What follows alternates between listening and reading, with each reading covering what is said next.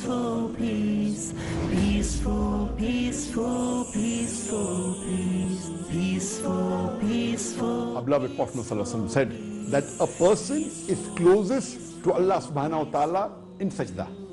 And this is the time you should increase your supplication. Peaceful, peaceful, peaceful peace, peaceful, peaceful, peaceful peace. Who is better in speech than one who invites to the way of thy Lord, works righteousness and says the right? Peaceful, peaceful, peaceful peace, peaceful, peaceful, peaceful peace. Since the musical instruments are haram, a human being imitating the haram musical instrument, according to scholars, is also haram. Peaceful, peaceful peace, peaceful, peaceful, peaceful peace, peaceful, peaceful, peaceful peace. The next question is from Mehtab, West Bengal, India. Is it permissible to convert a church or a temple into a mosque after that area is conquered by the Muslims? And a similar question of the same category is asked by Munir from London, UK. What are your views regarding Erdogan, the president of Turkey, converting the Hagia Sophia from the status of a museum to that of a mosque? There are two questions asked by the brothers. The first question is that is it permissible in Islam to convert a church or a temple or house of worship of a non-Muslim to a mosque after that land is conquered by the Muslims? The reply to this is yes. There are several hadith and there are several references that it is permissible to convert the house of worship of the non-Muslims to a mosque if the Muslim wants to after they conquer the land. But regarding those places of worship where there is a contract with the non-Muslims, for example, if a non-Muslim has a contract with the Muslims and they have a treaty that we accept you as our rulers, or if the non-Muslim they surrender and they agree to be under the rulership of the Muslims, then these non-Muslims are called as dhimmi. So as far as non-Muslims who are dhimmi, who are protected by the Muslim rulers, in this there's a special condition and a treaty that their lives will be protected by the Muslim rulers, their houses will be protected, their place of worship will be protected. So in such a case where there's a contract between the Muslim ruler, or they have surrendered to the Muslim ruler, or they have invited them to take over from the ruler which is unjust, and if there is a contract and there is no war, in these cases they are called as dhimmi, and the non-Muslim they have to pay a jizya for protection. Under these conditions, the Muslims are supposed to protect the lives of the non-Muslims, their homes, as well as their house of worship. But they cannot build new house of worship which belong to non-Muslims. They cannot expand it, but they can keep it. And here, the Muslims will not touch the house of worship of the non-Muslims. But if the Muslims conquer the land, in this case, it is perfectly permissible for the Muslims to convert it into a mosque. As far as the second question is concerned, that what are my views regarding the issue that has taken place today? And we know that the court has given the verdict, and Erdogan, the president of Turkey, has said that the Hagia Sophia, which was a museum, would be reverted back to a mosque. Let me first give you a brief regarding the history of Hagia Sophia so that people who are unaware will know about it, and then I will give my views. As far as Hagia Sophia is concerned, it's a monument which is there for about 1,500 years. It was built by Emperor Justinian I in 537 CE. It took about a few years for him to build, and it was a cathedral of the Greek Orthodox. And it remained a cathedral for several centuries. In 1204, during the Fourth Crusaders, they converted the Greek Orthodox cathedral into a Roman Catholic church until 1261.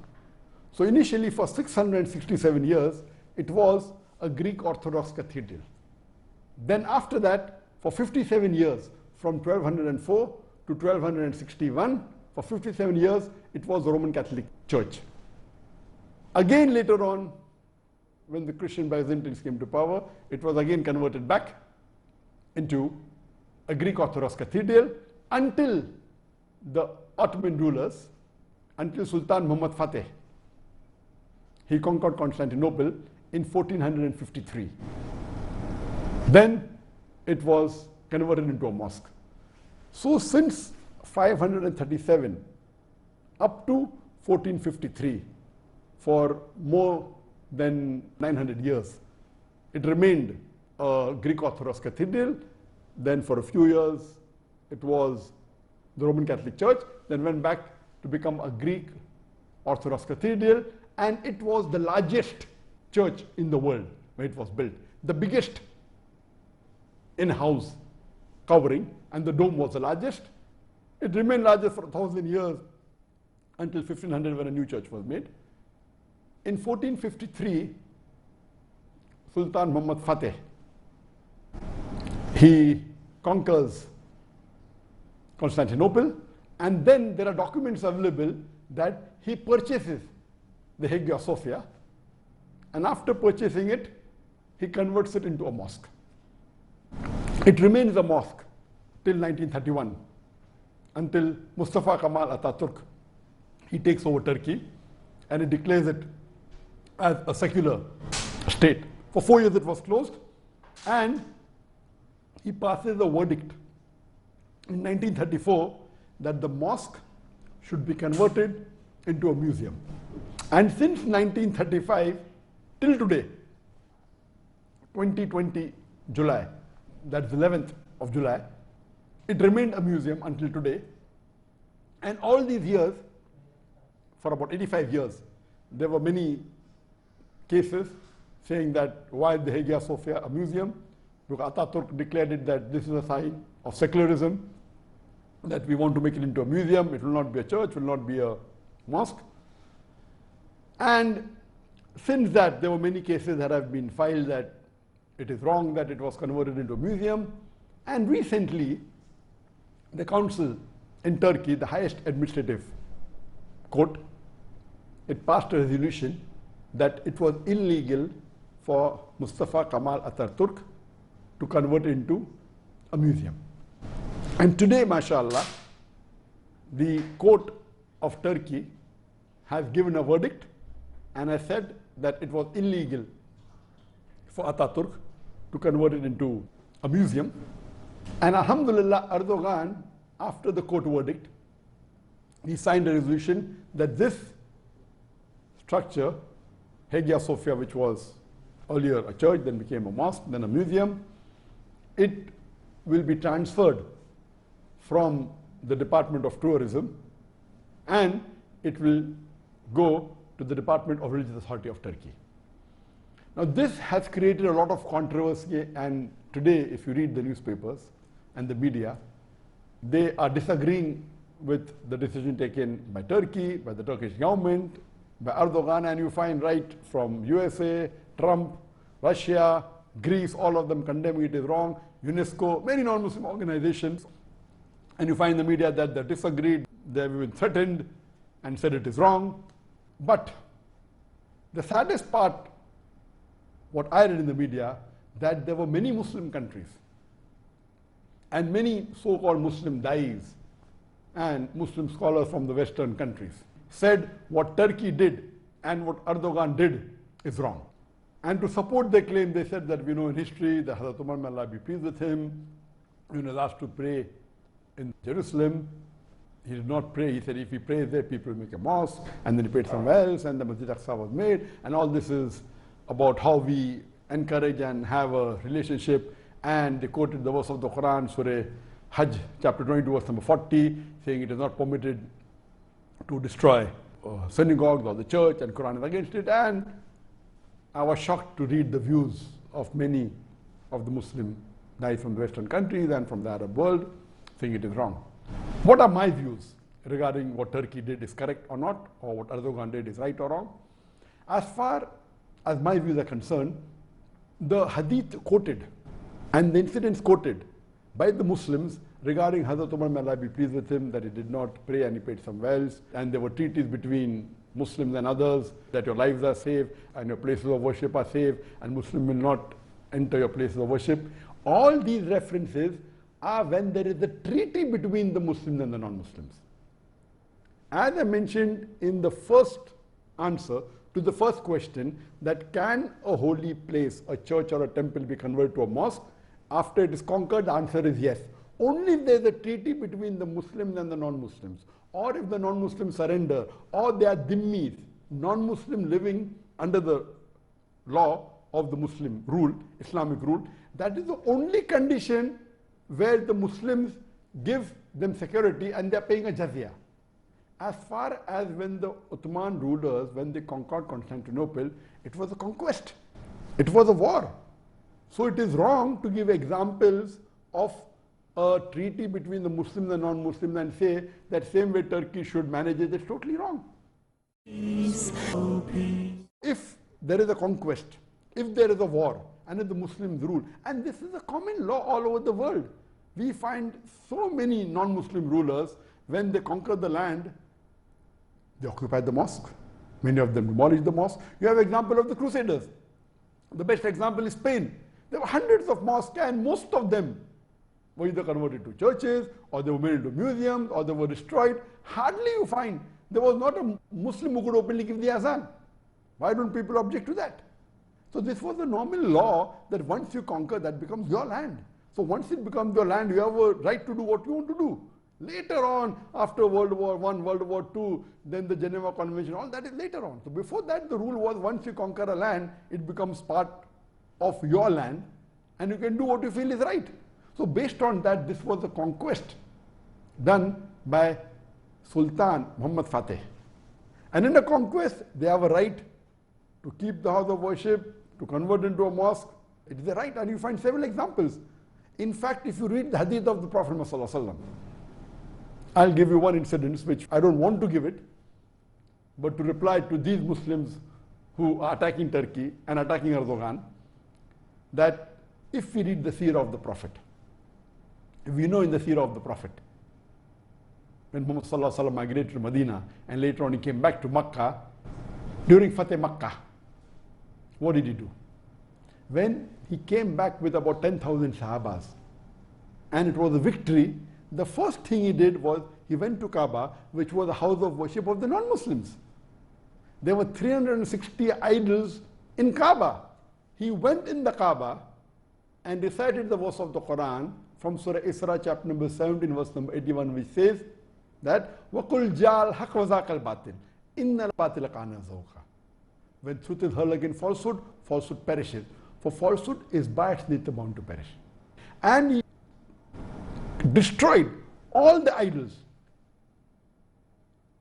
Imagine today if the non-Muslims object and say, what it is wrong. Will the Muslims agree to them? It was a house of worship of the non-Muslims, right or wrong? Yes. But it was a conquest. Though it was a bloodless conquest, it was an easy thing. Once they ruled the land, they destroyed the idols. And that is in Islamic history. So do you mean to say what Prophet Muhammad did is wrong? And many may not be aware that Makkah is also mentioned in the Bible. If you read the Bible in the book of Psalms, chapter number 84, verse number 5 to 7, it says, blessed are those people who travel to the valley of Bakkah. And the same Bakkah, the word is also mentioned in the Quran, in Surah Imran, chapter number 3, verse number 96, which says, the first place of worship, the first house of worship of Allah was Makkah. Same word what the Quran mentions for Makkah, Bakkah, is also mentioned in the Christian Bible. Imagine today the Christians say that Makkah belongs to the Christian and the Muslims should give it to them. Will the Muslims believe?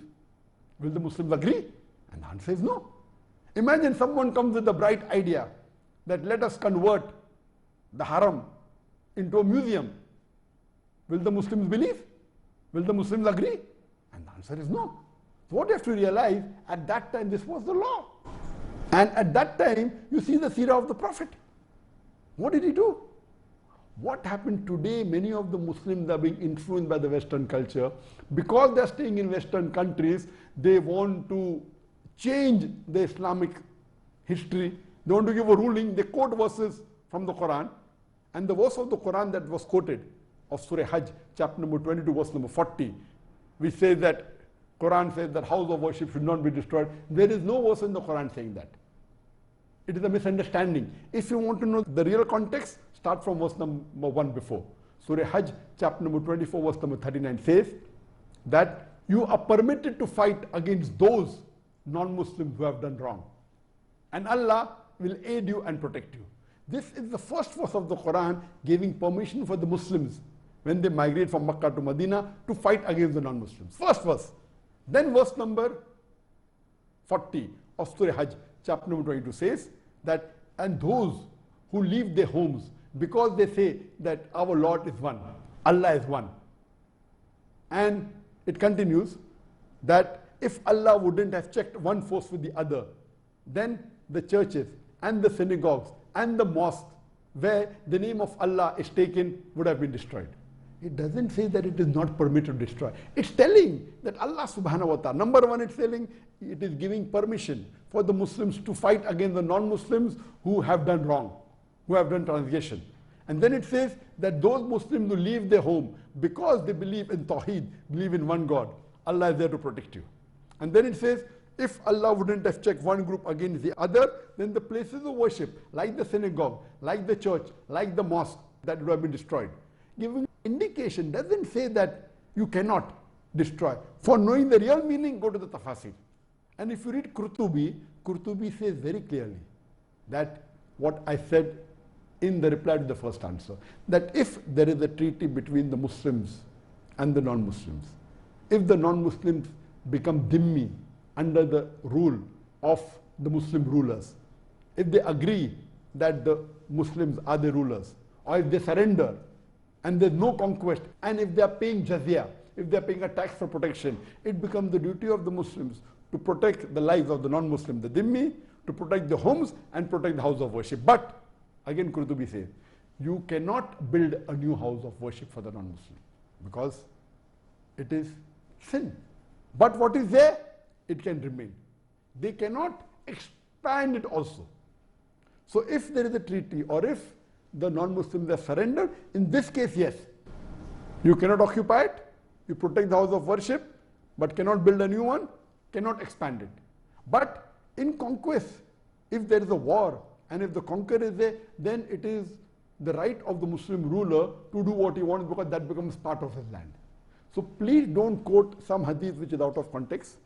And there are several hadith of the beloved Prophet Muhammad where he told the Sahabas that go and destroy the idols. Several. He has told Khalid bin Walid, may Allah be pleased with him, go and destroy the idols. There are several. He has told Hazrat Ali, may Allah be pleased with him, go and destroy the idols. There are several hadith in Bukhari, in Muslim. Muhammad himself destroyed the idols in Makkah. So please, I would like to request the Muslims that by giving answers, a general common Muslim who may not be aware of the context will agree with the views given by such scholars, which is totally wrong. Is there any scholar, Islamic scholar, who can deny that the Prophet broke the idols?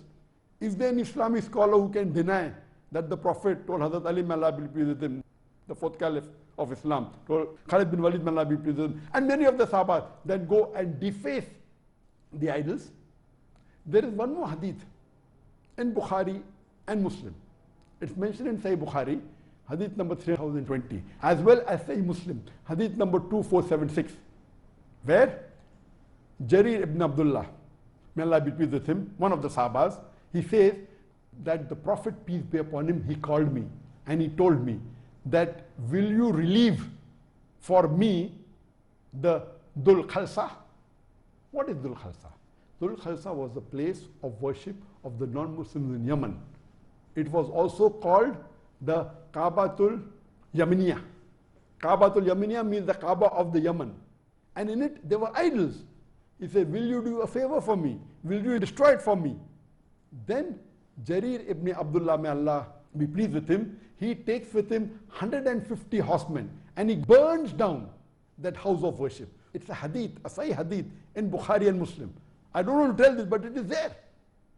That means the Prophet commanded not only to destroy the idols, he even asked them to destroy the place of worship.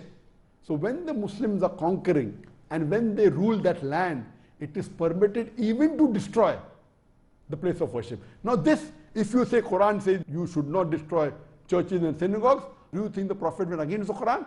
The context is wrong. That is when there is the treaty between the Muslims and the non-Muslims, when they are dhimmi, when they are under the rule of the Muslims. But generally, it is a fard to destroy the idols if the Muslim conquers the land. And if there are idols, it becomes a fard. And you have several examples of Sahabas doing that.